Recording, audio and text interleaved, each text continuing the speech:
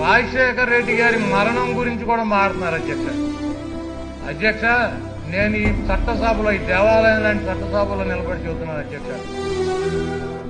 రాజశేఖర రెడ్డి గారి మరణం గనక నాకు వస్తే, లేకపోతే దేవుడు నన్ను అడిగితే నాకు ఆ మరణమే కావాలని చెప్పి అడుగుతా అధ్యక్ష.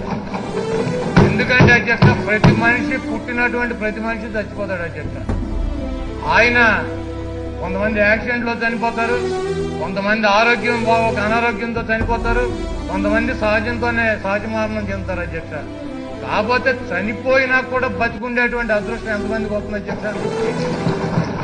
ఆయన సాగు ఏంటి అధ్యక్ష?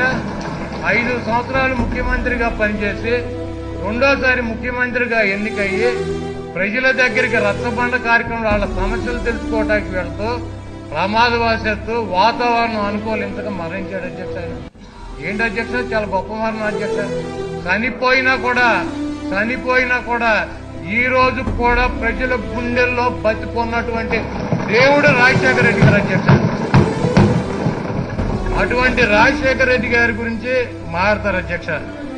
కాబట్టి అధ్యక్ష, నాకైతే ఈ విమర్శించేటువంటి రాజశేఖర రెడ్డి గారి మరణం గురించి మాట్లాడేటువంటి మూర్ఖులకి సన్నాసులకి నేను ఒకటే చెప్పదలుచుకున్నాను అధ్యక్ష.